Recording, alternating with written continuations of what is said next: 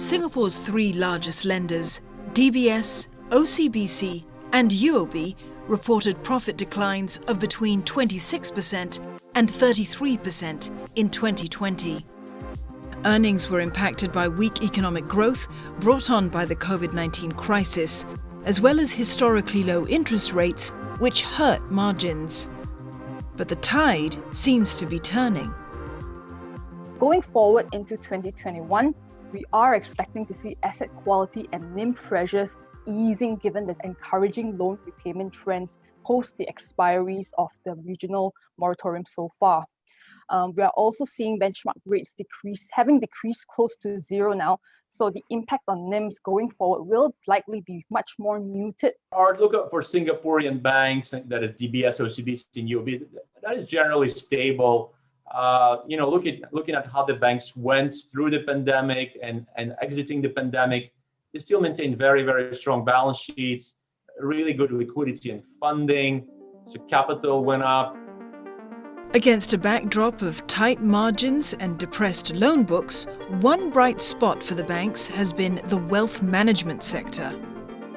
If you look at, for both OCBC and DBS, their wealth management income in 2020 was actually bigger than their 2019 wealth management income.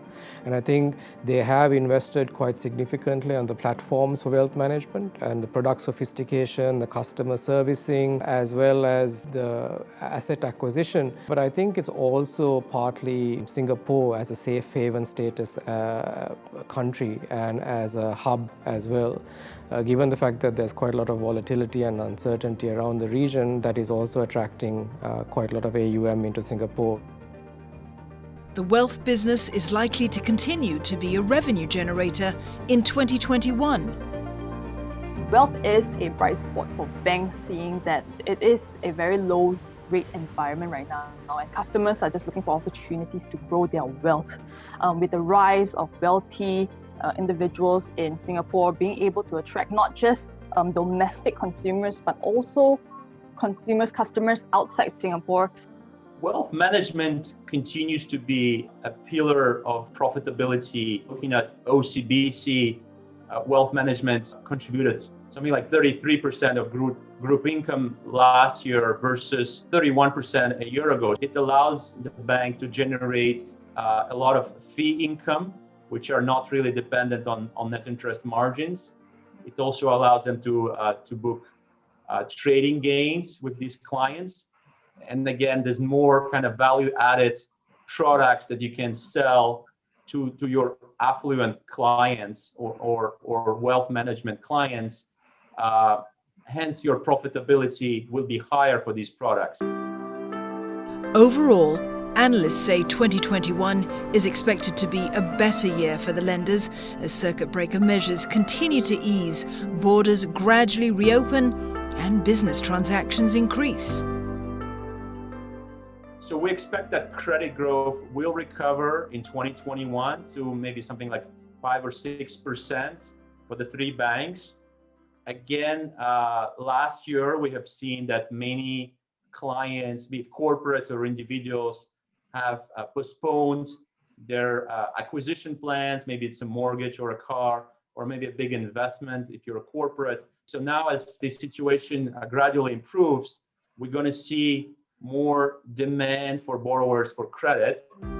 Meantime, the expected easing on dividend cap restrictions could also bode well for share prices, as investors typically invest in Singapore banks for their dividend payouts. If you look at most developed market regulators, they are starting to ease some of these dividend caps, but with some guardrails. I think Singapore also, we may start to see a similar sort of trend. 2020, it was around 60%. We are forecasting at the moment 80% cap of 2019 levels. There is scope for the MAS to lift the dividend caps, given that banks now have a clearer picture, clearer visibility on asset quality trends going forward, especially with most of the broad-based government aid schemes rolling off. Even then, capitalization has stayed strong, NPL ratios remain controlled, and credit costs remain intact. At the same time, capital levels across all three banks are very robust at about 14 to 15% in CET1 ratio. Both analysts are bullish on the bank's shares. We are most optimistic about UOB given their more positive tone on asset quality and how their loan repayment trends have fared post the expiries of the regional loan moratoriums. We are least optimistic on OCBC given the volatility in earnings coming from mark-to-market gains or losses from their Great Eastern portfolio.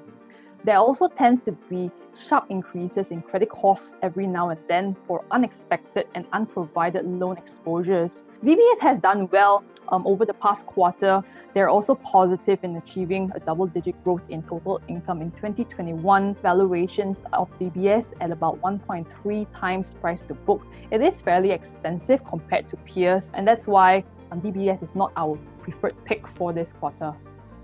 We like OCBC. I think they are gearing towards the North Asia recovery story, and at the same time, given the fact that they have a very strong presence in Southeast Asia, we like DBS as well. I think given the fact that, again, they have a very strong gearing towards North Asia, and at the same time, I have a very strong franchise in Southeast Asia as well. I think the incremental investments that they're making in India and Indonesia and so on will start to show through as we go forward into the next few years. The brokerage has also upgraded UOB from a sell to hold. The recovery will be a little bit slower given the fact that they have one of the highest exposures to SMEs within the region amongst the other two local banks. But I think from a positive point of view, they have a strong balance sheet. They have a track record of being very cautious in the way they manage their business in terms of the asset quality and things like that.